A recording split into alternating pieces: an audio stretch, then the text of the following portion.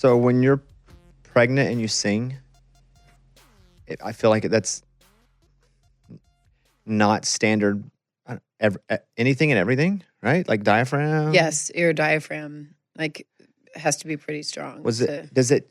I don't know. Pregnant you are. You don't have to tell me. I don't know the rules about asking about pregnancy. You're allowed. It's okay. But I don't even know the rules. I'm 27 weeks. I'm about to start my 7th month.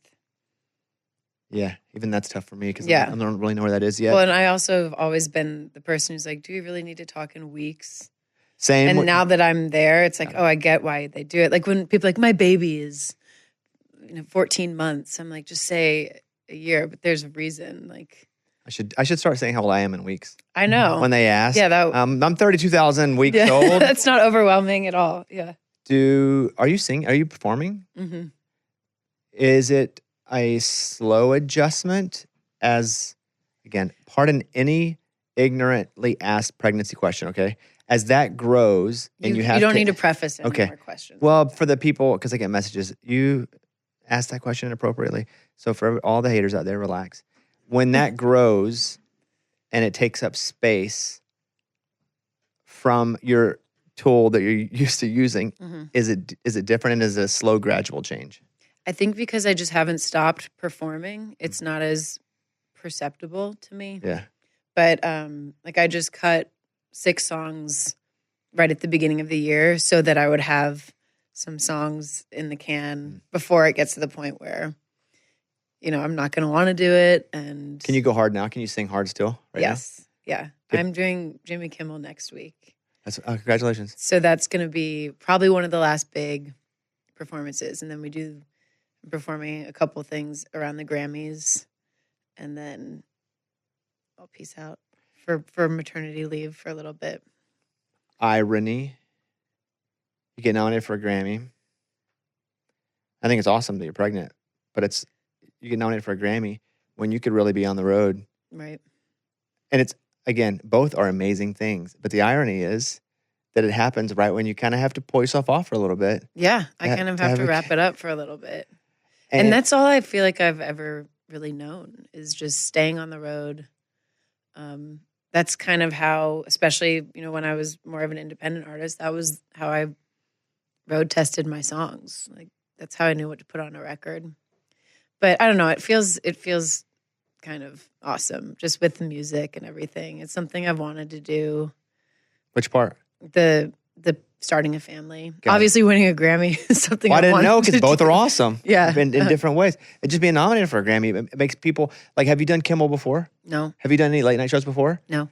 Because having a Grammy nomination gives you a lot of leverage to land these spots. Yes. Yeah. And I'll just I'm assuming it didn't hurt when you have a Grammy nomination. You're like, I want to come do Jimmy Kimmel. Or they call you and go, right. Like that's probably a big part of why they were put onto you, unless there's like a great music producer. That happens too, where they just know really good music. Yeah. And they're looking for an opportunity to put somebody on that they really like, but they can't really convince their higher ups yet.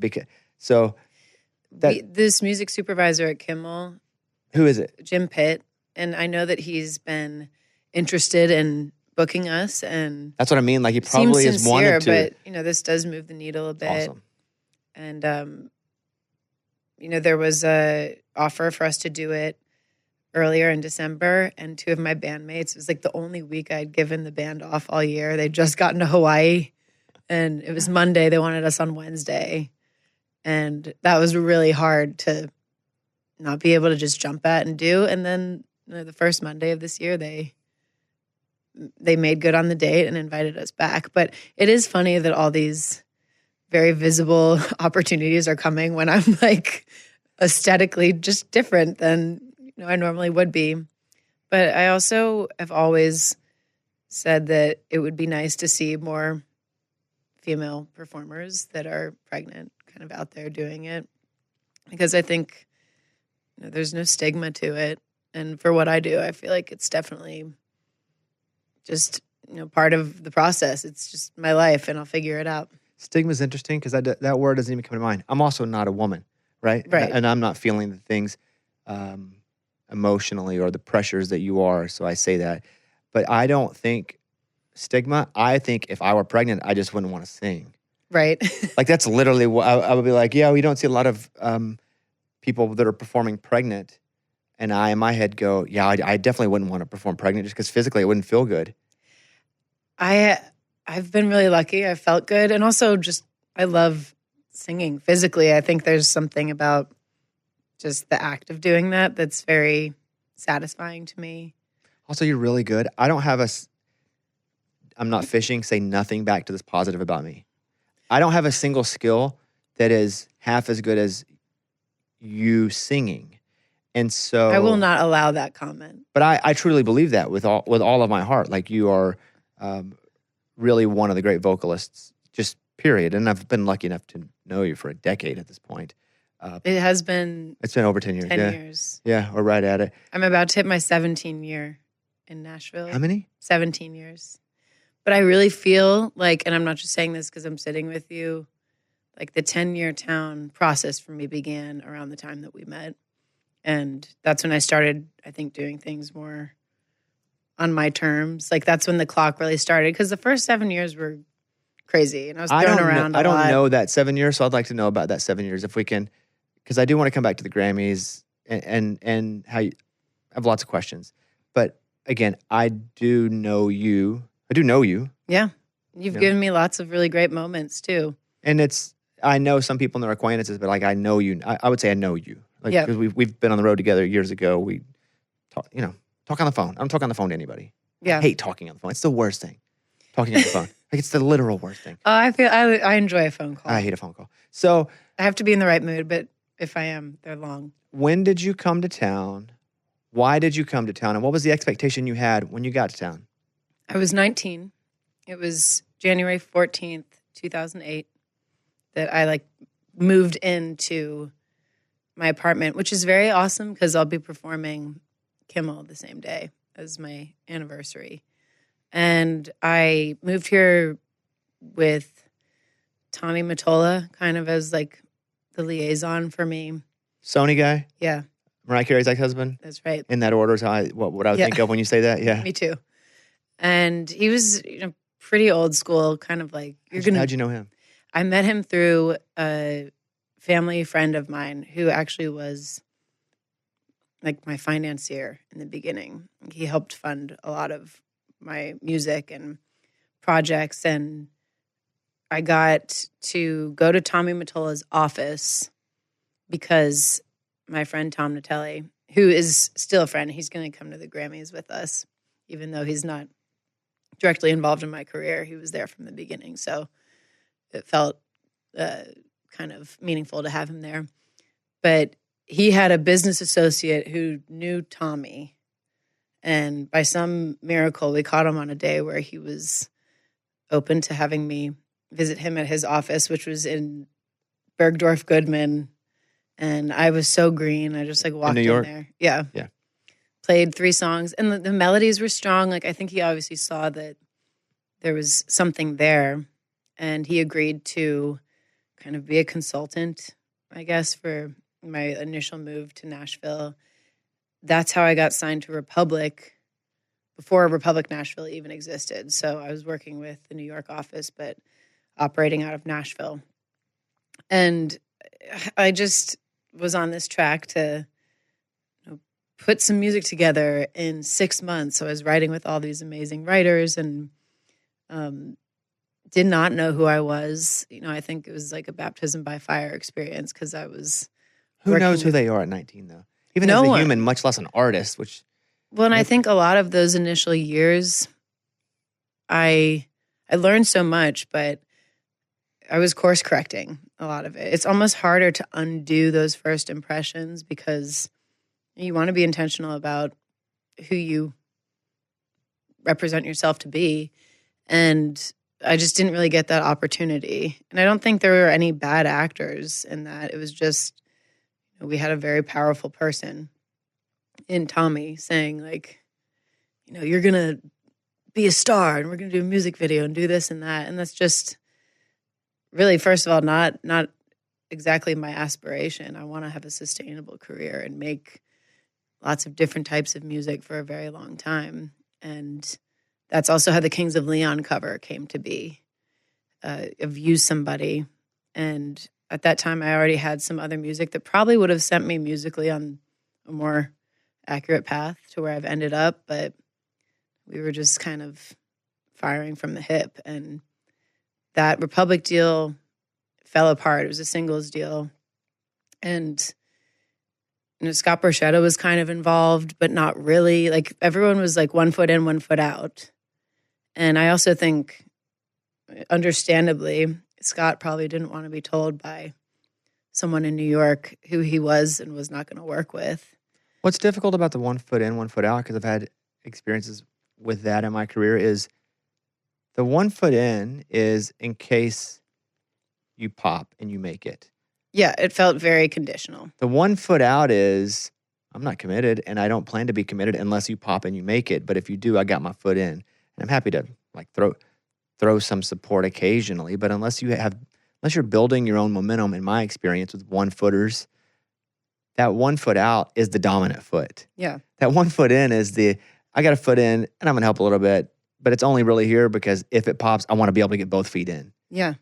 I like the term 1 footer. Yeah. I mean, it's happening all the time right now, too. Yeah, I agree. Just with how disposable I think we treat so many of our artists in town. Like, a lot of the labels around town are signing up a bunch of TikTok artists because, if it works, it works. But there's not a lot of development. And also the labels aren't committing a whole lot to it either. Right. I mean, on the front side, we're going to commit. And like you said, singles deal, it's a new version of that. Yeah. But they're able to now, because I think there's been so much failure with the TikTok artists. There have really been some that have popped, no doubt about it. But you're right. It was a cattle call of all cattle that have had songs that have gone viral and a race to sign them all. Yeah. And how that's really translated in a way of you got a couple good ones and 13 that didn't quite work out. Mm-hmm.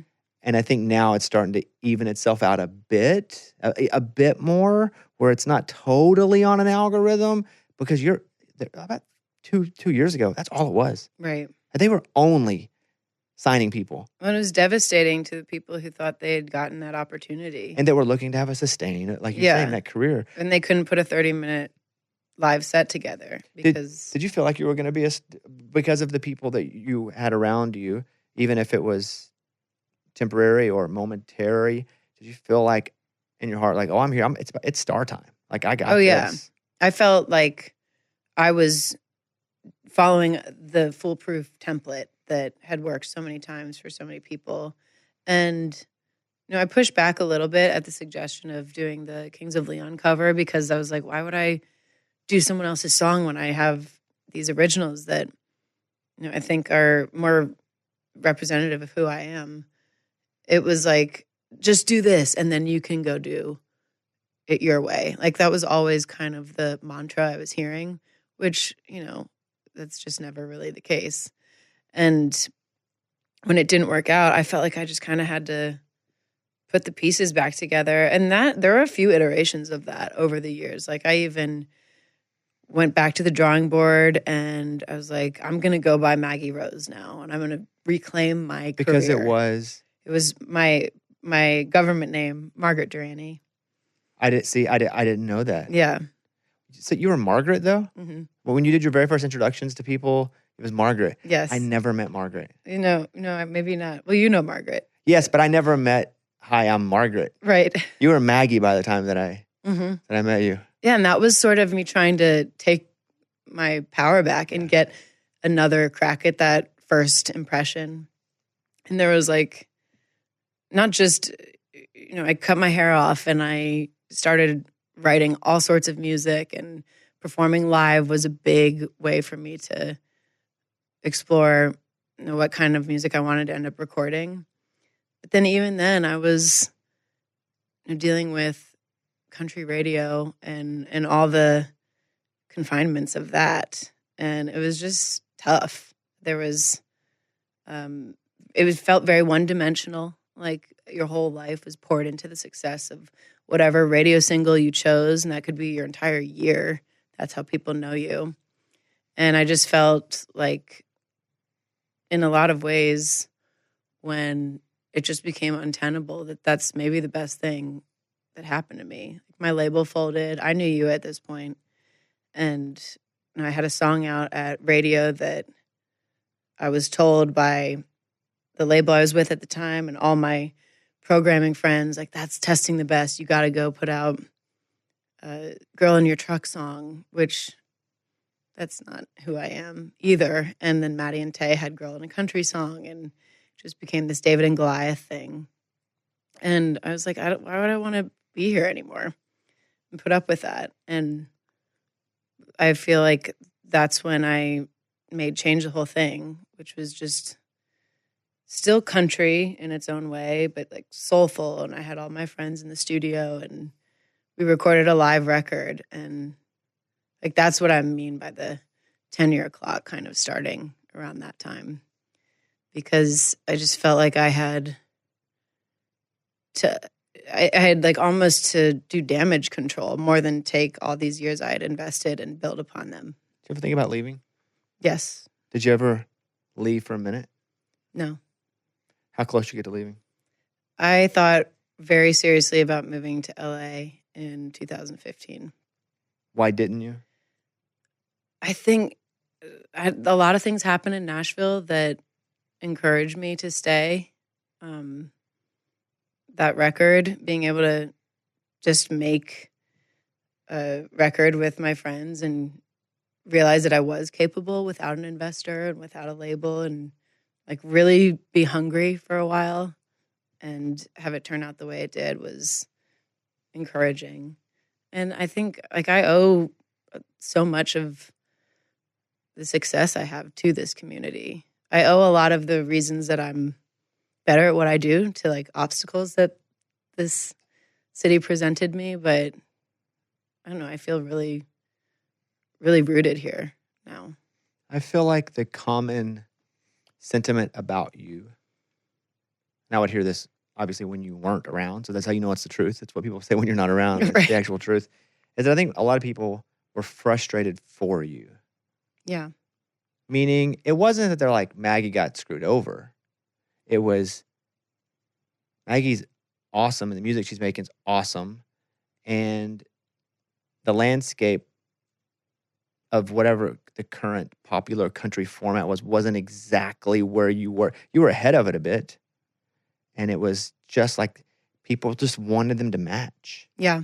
Because you're wildly talented and you work very hard. And when those two things come together, that's usually a great combination. And we're seeing it now, as a matter of fact. I mean, it's just probably taken a little longer than you initially thought. Heck, it took longer for me for what I thought, too. Yeah. But I think most people were frustrated for you because they knew you and liked you. They would see you perform and were intimidated by you in the best way. And it was like, man, she's either swung and missed so hard or she's ahead of her time.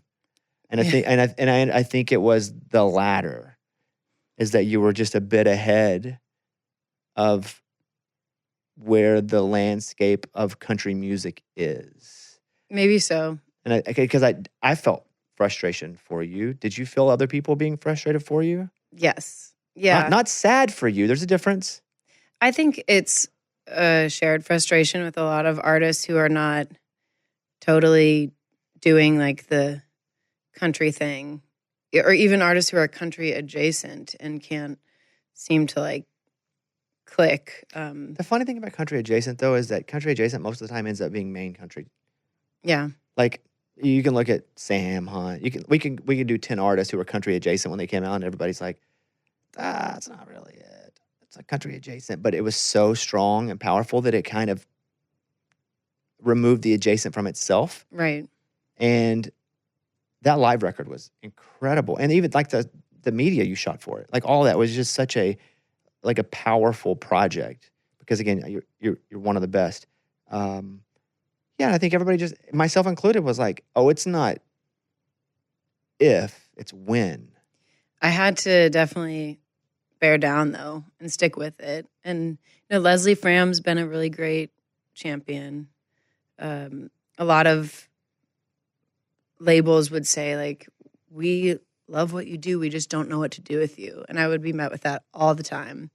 And so I think you just got to keep making music. So frustrating. Well, and this whole Big Loud thing, like I talked to you after that happened, And do you want to say what that is before you talk about it? Do you mind saying? No, I haven't gotten to talk about it. Would you like to talk about it? Yeah. So then let's back up. And first of all, Big Loud is a label. Yes. It's also management. It's a thing, but they signed you. They signed me, and like they are, by all conventional standards, crushing it. They, at the time that I signed with them, had Morgan Wallen and Hardy and Ernest, and they were trying to expand. And I had already made No One Gets Out Alive. The record was done. It was mastered. I was probably going to just release it the way I'd released my previous 2 albums. Which is? Change the Whole Thing. And No. You say released it as you did your last 2 albums. Just independently. Got it. Like I have a good team of publicists and distributors, and, we would hire independent promotion and everything, more for AAA radio and Americana focuses. But Nate Yetton heard this record, and he was hired as an A&R, which is kind of could be the coolest job ever. Your job is to go find good cultivate music. the talent. Let's go find it and build it.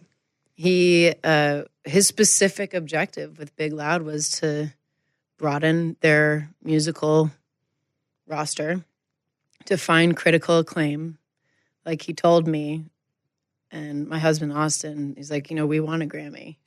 Critical acclaim, by the way, artists that you're respected for having, but may not be commercially as viable, but you're like, they're really good and the critics love them. And there's a difference, but they wanted something that wasn't populist type, because Morgan's killing it, Hardy's killing it.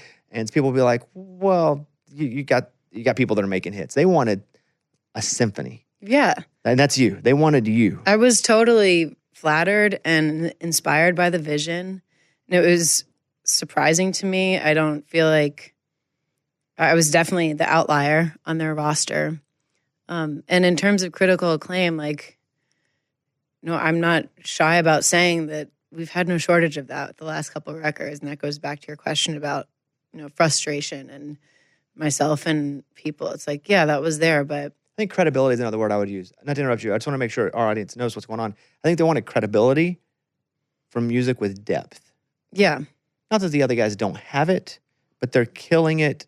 Again, I'll use the word populist in a very populist way. They wanted credibility. Right. Yeah. Well, and I think they're a young enough company that was the right time for them to then take that step in the direction to say, okay, we can do more than just have these massive streaming darlings and, go direct to consumer and have a hit. And I have no doubt that they love this record. That's not something that I negate, and I appreciate their vision in it, but it was an undeniable offer. It was like, we're going to acquire this whole album. We made beautiful music videos. We did all this incredible artwork and packaging, with Sophia Martinezad and Nikki Fletcher shooting these videos. And they talked about partnering with Polydor out of UK and just how this was going to be, an adult contemporary pop album. And they were really going to strategize on the marketing plan. And they were promising and using resources. Yes. And it wasn't they implemented those resources in a lot of ways. And, I'd already waited to put this music out. So with that promise of this plan, I waited a little longer, and it came out in April of 24. And they put billboards all over East Nashville. We did these showcases in New York City and LA. And, we got on these great reviews upon the release. And then it was radio silence. Which is what they were looking for, by the way, to have an artist that would be reviewed wonderfully by critics. Right. The snobby part, which is important. Yeah. Yeah, the people that, yeah. So you get what they brought you to do. You've created something, and what you created was exactly what they had asked you to do. Mm-hmm. You went and did it all, and then silent. Yeah. From who? What do you mean silent? And there's a lot of people, I think Candace Watkins is amazing there. She was really engaged, and I'm not sure that she she, like me, I think was blindsided about the whole thing. But I'm out on the road. I'm on the No One Gets Out Alive tour.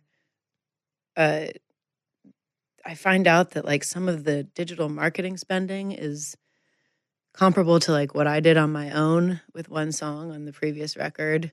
And it's like all this investment leading up to the release. And then it's like someone freaked out or something happened. And I can speculate, and I can only speculate because no one's called me and told me what's happened. What do you think happened? I think Seth England had a falling out with Morgan Wallen and freaked out and dropped me and a lot of other people who had stuff going on. And I also think that they realized that they didn't have the capacity within their staff to work the kind of music I was releasing. So they are great with Spotify and these streaming services and all that stuff, but like the nuance that they talked about using with this music, they didn't have it. They just didn't have the stuff. And it was 3 months after we put this record out. Like, it can't be based on metrics. It can't be based on analytics of how the music is performing. It hasn't even been out long enough. So I'm going to speculate, and I'm going to be very uneducated with my speculation. And if I'm wrong, tell me I'm wrong. Yeah, they can call me if they want to correct me. I'd happily hear. Well, I know less than you because I'm not involved in this. But when you say Seth and Morgan had a falling out, my belief is Morgan did not want to be managed anymore by Big Loud, which was his label. And they have a multi, if I'm right, they manage, they produce, they do it all. It's and to lose that money, if Morgan's like... That's devastating. Devastating. Because I'll just talk about my management. My management makes... Agent makes 15%. Yeah. So think about that. Millions of dollars, and 15% of that is now gone. And again, they may have had a deal where instead of the 25 or whatever, we'll just say 15% because that's what I know. That's a lot of money, which I'm sure they are budgeting to have and to use in other places, and now they don't have it. I guess what sucks is you weren't communicated that. No, I felt like I was... Also, they were signing up a storm. Like, there were so many new acts getting signed after my initial signing. And I felt like my guy, Nate Yeton, who I felt I was very close to, like, he took his eye off the ball for sure. On you because they were signing everyone else, or because they had to now figure out how to make money, you think? Well, I think he was very ambitious about finding these new acts to build the roster. And, you know, that is his prerogative, and that was his job and what he was asked to do. But I look back at like my correspondence, like I was sending new songs for, you know, just starting to toss out stuff that I'd want to record for the next project, and like not really getting a lot of engagement. What would your team say? Because if that happens, and it's happened, a version of this has happened with me in TV networks, right? If I become not the shiny toy, two different things. You know, they don't call back as much. They won't answer. So I'll just go to my team and be like, hey, what's up? If you're doing that with your team, what are they telling you? Well, I think we did talk to them. I had a show in May in Nashville. And, you know, Austin sat down with Candace and was like, what's going on? Like, we just feel like there's a lag in communication, where it was full court press leading up to that. And Candace said, this record's a baby. Like, we're just getting started. And that immediately put us at ease. And like, I thought this was my home for a long time based on the creative freedom they had given me, how much I knew that they loved this record. Money they'd spent Yeah. I mean, and I've gotten all those masters back. I've gotten all those assets back. They made me whole. Do you have to buy them back? No. I did like a royalty override, which I think that's pretty telling too, that I was able to reacquire all of that. Explain a royalty override. So basically, if they want to see any of the returns on their investment, that music has to perform well. And they get like the investment that maybe I made in the recording and a little bit of interest on top of that. but not on the videos, not on like all this other stuff. So it really is a shame. I wanted to win with them, and I ended up submitting for the Grammys by myself. But I get to take all of those things, and I've gone to, I've signed now with One Riot and Virgin Music Group, and now they get to use all that stuff that I got to make with Big Loud, but also with the creative director and music video director who are outsourced, who I have relationships with already anyway. When did the conversation happen where it's like, okay, we're breaking up? Because again, it sounds like they were kicking the can, or they just didn't want to have that difficult conversation with you. They didn't have it. It was right. July 22nd. I had gotten back from a pretty gnarly run. It was a tough, my sound guy was sick. The gigs were tough. And then that Monday morning, I go into Narvel Blackstock's office. Narvel's been managing me with Austin for 8 years now. And he's a pro. Like, he was married to Reba, and he's seen it all. And I sit in his office, and his eyes are so watery. And I'm just like, oh God, what am I about to hear? I thought I was going to hear news. I didn't know what I was going to hear. And he just said, I've been holding this all weekend. Last Thursday, I went to the office and Big Loud, and I sat with Seth and Nate, and we walked into the conference room, kind of made small talk. We were figuring out how to work the lights, and then after we got done talking about Post Malone or whatever, they said, oh, so we're not moving forward with Maggie. And he said he was just in a daze, like didn't even know how to respond because it was such a quick, like abrupt cutting off of this long-term plan. Like, it took us longer to negotiate this deal, I feel like, than I was actually with them. And I really felt, and this is not my first time around the block. Like, I'm not so trusting of any organization.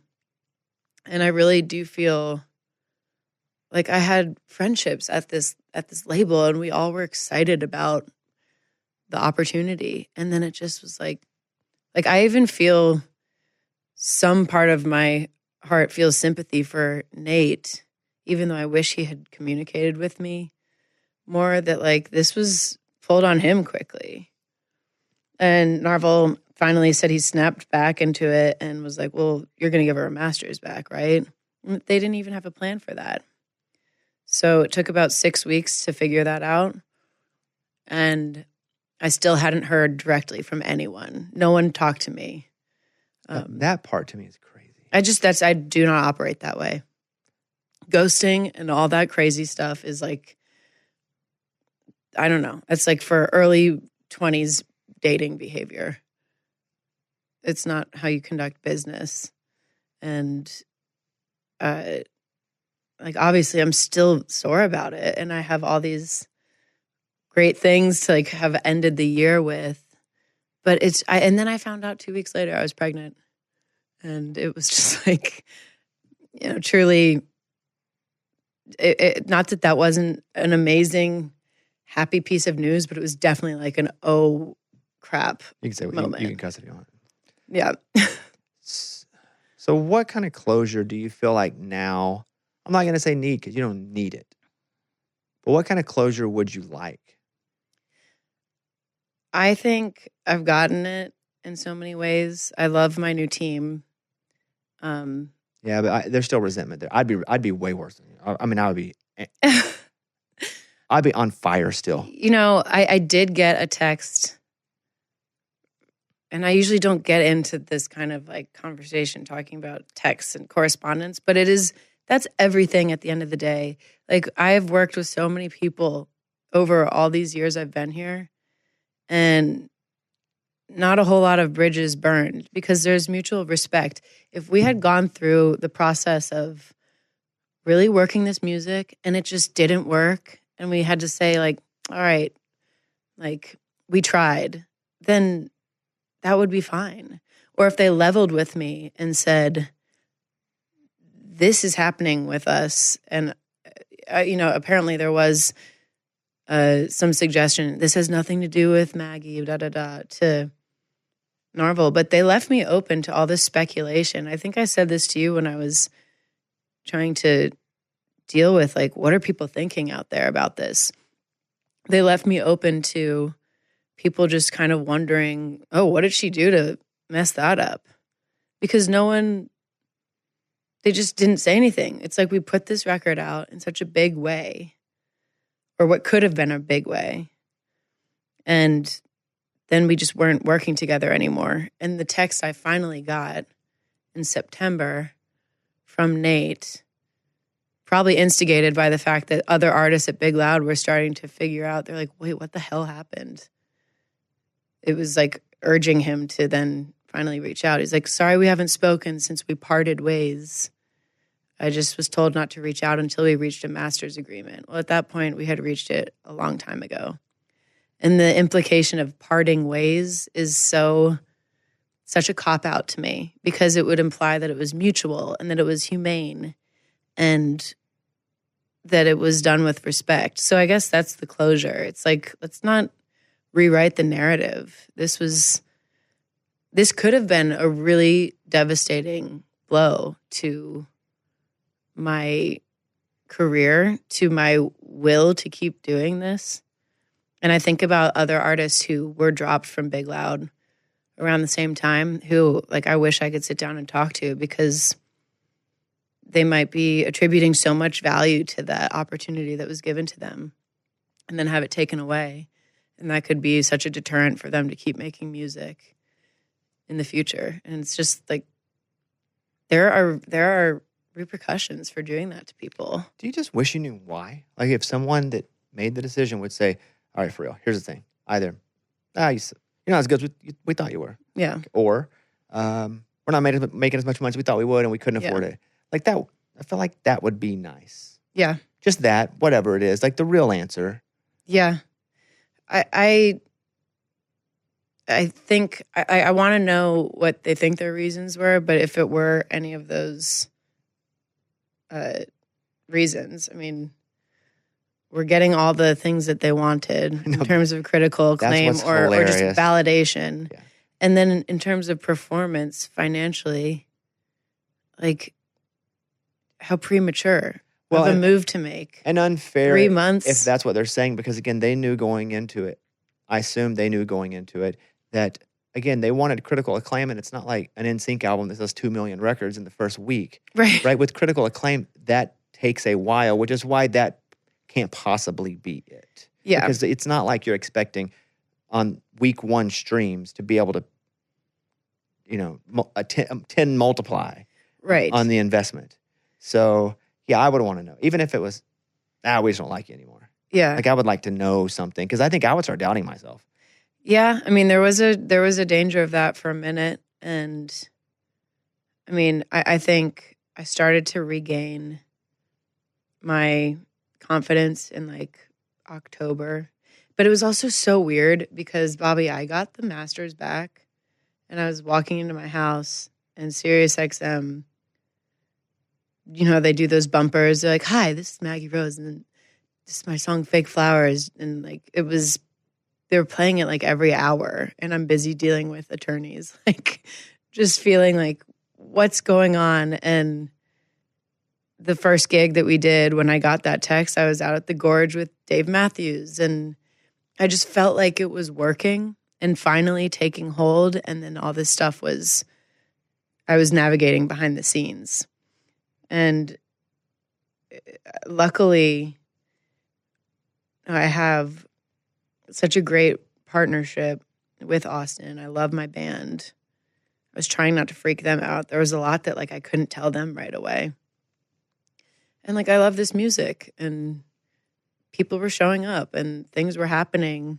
I felt like I was just not able, and Music Row can be that way. They're like so in their own bubble that they don't see these other things that are happening around a lot of artists who, just because they make music in Nashville, doesn't mean that it's going to manifest or perform in those spaces the way they want it to. But it's happening elsewhere.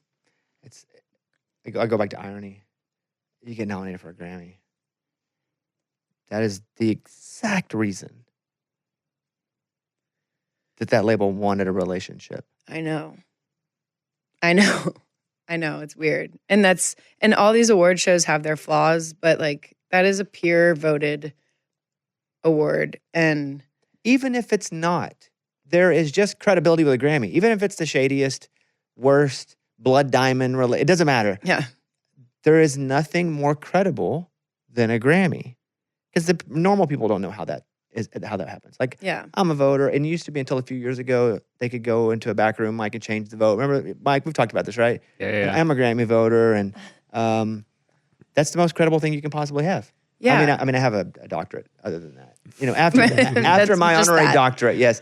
And you That get a little Grammy. thing. So you submit. Mhm. I know the process. I submitted a kid's record once. Yeah. And then you just wait, and you obviously, I'm like, I know we're not going to get nominated, but if we just submit this, maybe it creates a little more awareness for the next time. That's Right. what I'm telling myself in the kids category. Yeah. You submit. What was best possible scenario when you submit for a Grammy? What we got. The Best Americana album. So you thought you possibly could be nominated when you sent it off? I mean, I had to shoot my shot, and I'm really involved with the Academy in Nashville. Like, I work with advocacy, and there's so much that I love about it that goes beyond the awards. But I was like, yeah, I need to go through this process. And How'd you know? Do they call you? Do you see it online first? What happens? I was out on a hike, and Did you know it was did you know they were going to nominate that day? So are you like waiting to hear if you got nominated? I actually, so they do a broadcast, a live stream, and this was on the 11th of November, I think. And I knew that everyone finds out at the same time. So they just announced all the people in my category on the live stream. And you knew the stream was happening. Yes, but I was out like in And you the weren't woods. watching, but you weren't watching. Yeah. Okay. And I guess because I had my fitness setting on, I wasn't getting all the texts, but I was getting them from like those people on your favorites list. And Austin was also not watching at the time. And then I just was like, well, I haven't heard anything. So I just didn't realize that they weren't coming through.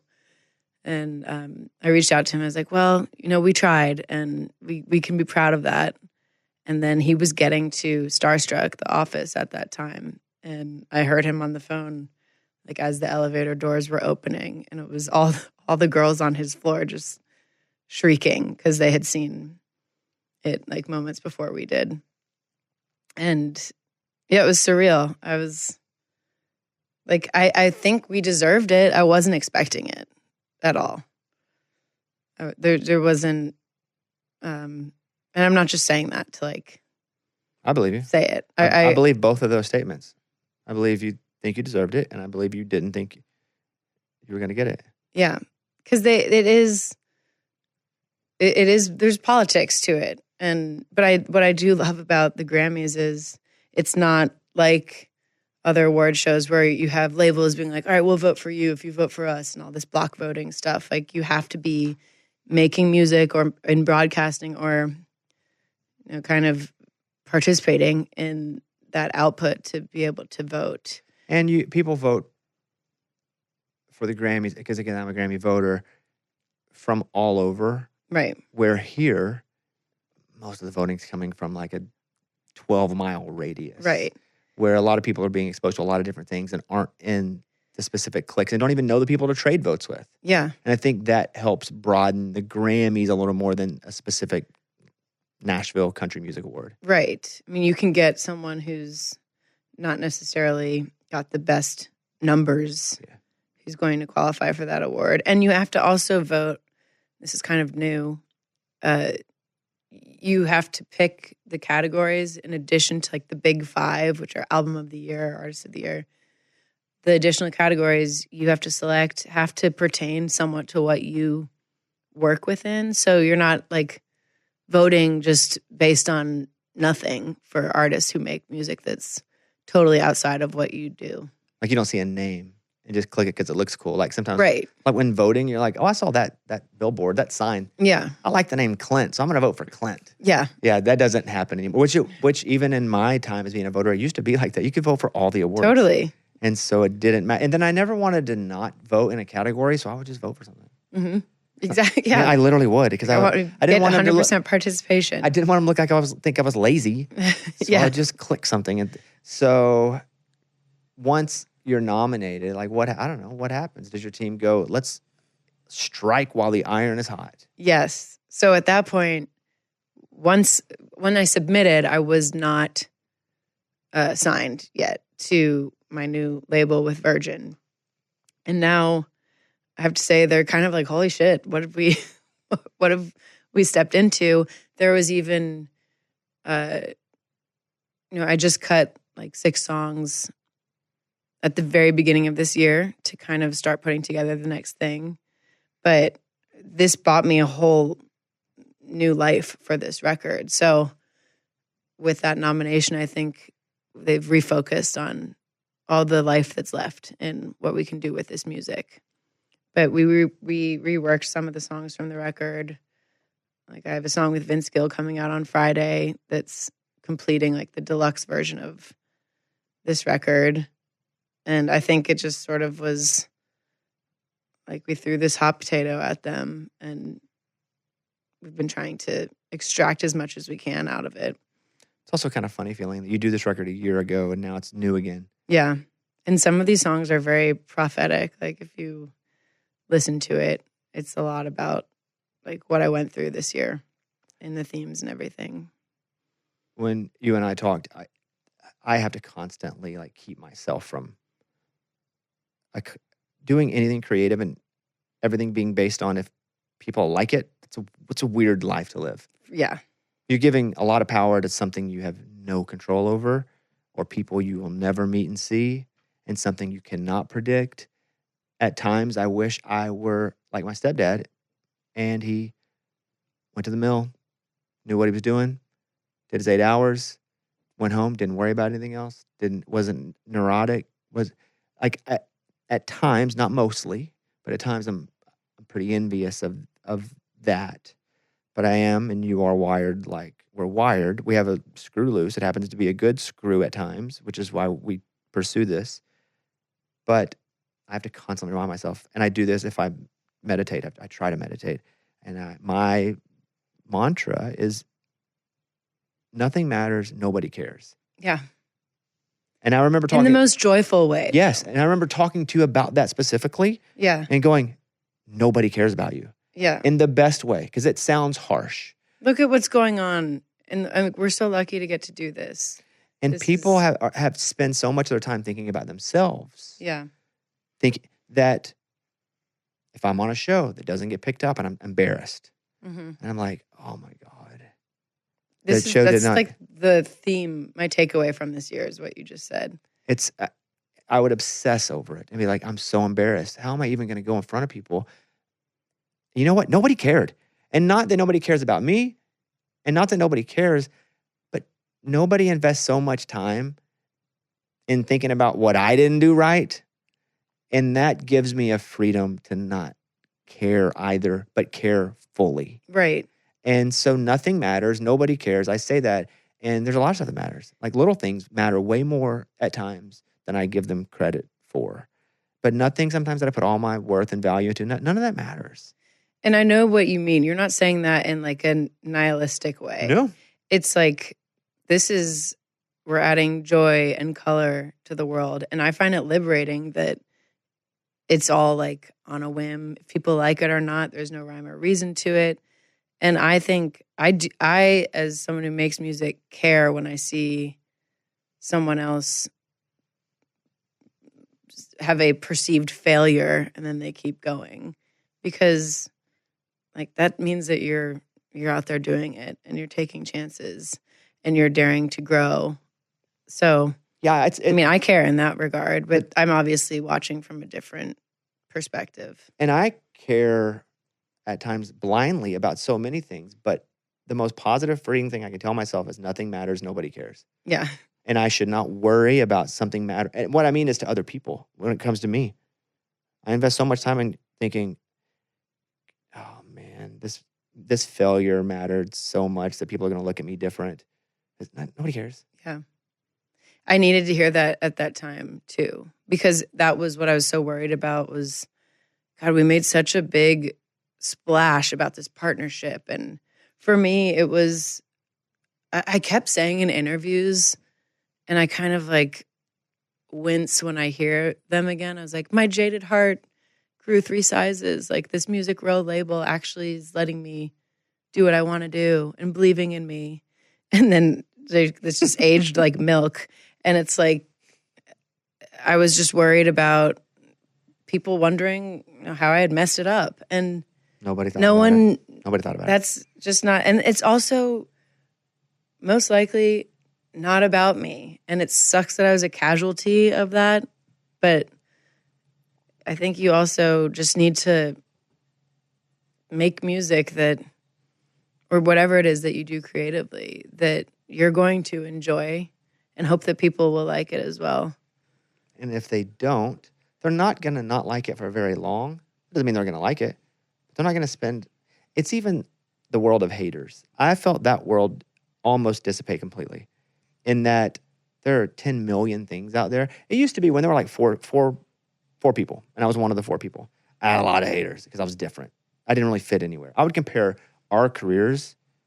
They're very similar in that we've never actually belonged to a specific group that traditionally resides here. Oh, yeah. You were like, just total wild card. Didn't really belong. Didn't have a... Well, because it challenged other people to then have to get out of their box. Didn't have... And it's all people projecting their own yes worries about what it is that you're doing. And because I felt like I never belonged anywhere, the exterior got a little rougher. Mm-hmm. Yeah, I'm a different person than I was, And it got so rough that it got extremely soft because I think I've experienced with yourself, with not only with myself but with other people now that are told they're not quite like the rest, and where they feel like that's a bad thing. That'll end up being the thing that is the way you will be successful beyond mildly successful. Right. And if your goal is to be mildly successful, there's a pattern. You can do I'm going to make this type of song. You can have a certain amount of talent. Make this type of song. It's going to sound this way. Going to do it. Okay, you'll be mildly successful. Be like everybody else. Good for you. You'll go and you do some shows. You'll have a 5-year window of shelf life of a career as an artist, and you'll go about your way and play your hits forever, and you'll be mildly successful, and that's great if that's your goal. But if it's to be like transcendent and different, you have to be different, and that hurts, and that's awkward for everybody. And it's cool to see that now happen with you because it sucked for a while. You've been different, and it's been awkward, and people are like, we don't know what to do with you. Yeah. I didn't necessarily make it really easy for like the powers that be. Well, okay, but things conditioned you to not make it easy also. Right? So I don't think you're a person that just decided, I want to be difficult to work with. You're not. That's not you. But I can understand how being jerked around a bunch of times or being told something over and over again would make you not easy to deal with because it hasn't been easy to be dealt with. Right. Yeah, and I'm not afraid to work hard. You're not afraid to work hard. But I am not willing to do work that I feel like is a shortcut or just a compromise all the time. Yeah, I'm pure investment now. Like I'm not investing in anything, time, energy, money, who cares about that? But creatively, I'm not investing anything unless it's pure. Yeah. And if it's now, because you've been around long enough, you're not going anywhere. You're gonna have to live with that. If you don't want to regret it. It exists forever, and it's okay if it doesn't work. Yeah. Because it's not worked a lot of times. Well, and look at all this. I feel like there's so much music now that the one good thing I will say about TikTok is there's songs that are 4 years old from like The Sacred Souls that's just now popping off. It's like everything you do is worth doing well because even if it lies dormant for a while, like I know people are now discovering this record because of the Grammy nomination, but there's songs from previous albums that people know now that they wouldn't have known. And I'm glad I made those with the best intentions. I appreciate being scared now. Yeah. I think I was there was an expected no to everything. And so I was always fighting and angry or trying to prove myself, honestly. Oh my gosh. But the creative process is a bizarre, right? That's why absolutely. I felt like it was painful to even listen to these songs for a while when this happened. Oh, got it. I just felt like it was weaponized against me. Yeah. And then I kind of had to confront it because I was in the middle of this tour. I had to sing these songs. But that happened with Have a Seat too when the pandemic happened. That album was done and then I had to wait forever and I couldn't even listen to it. It was too painful. But that was more circumstantial. Different reasons. Yeah. But same. Yeah. Like I want to avoid it. Right. Nothing matters. None of that stuff that didn't work in the past, it's not connected to me at all right now. Like I've bombed hard. I've missed things hard. I've gotten so close to big things and not gotten them many, many times. None of that, it doesn't matter. I'm wearing none of that today. And so if this doesn't work out, it doesn't matter. I feel like the universe removes those things from your path if they're not right. It could have just, those big opportunities could have become all-consuming to you and where you would have ended up. Maybe. But you also have these big partners investing in that risk with you. They have skin in the game. But I'm not even talking about me. I'm just using this as an example of the bizarre world of creating and needing approval from people you don't know, hoping that what you're doing resonates when you don't know, feeling great about it, and then, again, we have different relationships with our art, and that relationship will change 100 times in the next 50 years.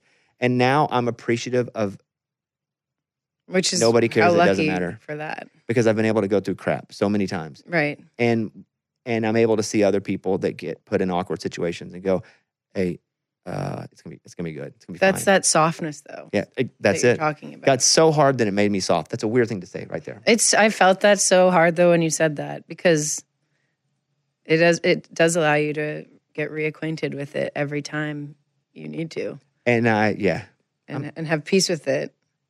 Before you came in, we talked about the album and did a whole deal, and I'm really happy for you in a way of not like condescending, like I'm happy for you. It's not even about the Grammy nomination. It's like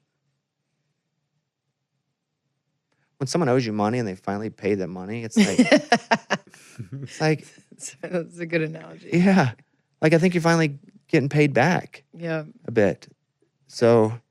It feels sturdy in a way that I feel a lot of peace with. Like I'm very excited. I feel like a calm about it. And I think if all these things had happened to me 5 years ago, I don't know if I'd be as You wouldn't. calm. You kind of needed. I'd probably let it affect me and get weird or something. I'm a fan. Well, likewise. Yeah, no, I'm so happy for you, and you're going to go through this, and I'm going to go through this another, 100 times in the next 20 years. Well, can't say we're not ready for it. And we'll have an understanding even a little more every single time it happens, and we'll be able to pass that along to other folks too. And, how's the podcast going, by the way? You still doing it? Yeah, it's great. We're doing it live at Chiefs. Churches, right? At a Churches bar? Yes, yeah. And I love him. He's been like an interesting friend in all of this stuff. And it's all women guests. And I love the fact that it's in front of a live audience because conversations just seem to fly by and everyone's on their extra sparkly behavior and there's music involved. But we do it once a month because I wanted to, once I came out with the new format, I don't ever want to commit to something and then under-deliver. Sure. But yeah, we'll have Caitlin Smith on and Brittany Spencer and Molly Tuttle. And it makes me a better musician to talk to people and to kind of dive into their world and realize that even these people who you think have it all figured out. I've interviewed Melissa Etheridge and Kathy Wilson from Heart, and they've just been through it and they're going through it in other ways. I feel like it's Is it weird to say that that's comforting? Yeah, Like, of course. You don't feel. I don't want it to be like Schadenfreude. You're not isolated and alone. Everyone. It's just nobody's sharing it out openly unless you can have a relationship about it. So, yeah, it's not like you and I could have this conversation with many other people that haven't had to suffer through a similar thing. But there are conversations we can't have with people about their. You have to find somebody that relates. Right. Because it's weird, even with my job. For the radio show, for example, I will complain like crazy about waking up in the morning, and I hate it. It's the worst. I'm not a morning person. I hate mornings. Quite the profession. Exactly. But there's only certain people I can complain to about it. Yeah. And know that it's really not that bad. Like it sucks. I hate it. But in the grand scheme, it's okay. Yeah. But I feel like I can really, or if I'm on the road a lot touring, and I'm like, it sucks. Someone that knows how sucky it is to be on the road, going in the back doors of places, eating crappy food. Yeah. Even though you're telling jokes to 1,500 people. Right. It's this juxtaposition of loneliness to extreme extroversion. I like talking with people that are crazy like me. Well, it doesn't make me feel as crazy. That's exactly it. Because I'm not crazy. I just don't get to share it. Just the right amount. I have a screw loose, a couple screws, a lot of screws. You need to be a little bit. I'm like an IKEA table that when you're done with it, you got parts left over. Yeah. Like, I guess those are supposed to be in there. That's me. Okay, look, Salute the Songbird. That is the podcast. We talked about the album a bunch before you got here. Congratulations on the Grammy nomination. And I think you did this awesome. Thank you. Because I think, and I don't know, you may leave and go, how do I like what I said about the things that have been affecting me over the past few months? I think you handled it awesome. I feel, well, thank you for saying that. It's also nice to tell the story from this vantage point. I feel having some time between it, that event, and also just all the great things that have happened at the end of this year. And also, like, talking about being softer and putting things into perspective. Like, I'm on the precipice of, like, one of the most seismic shifts with becoming a mom that you're just like, I'll figure it out. I will. And we have like Stapleton dates 2 months after he arrives, and we're just going to figure it out. But I think it helps that I don't think there was anyone with malintent in this. I just think there was a lack of consideration. And I hate that for and maybe artists. Some embarrassment on their side. Yeah. Like, I mean, honestly, right? Maybe at times I found that where the people are embarrassed, and meet stubbornness, and they don't want to have the hard conversation because they're embarrassed.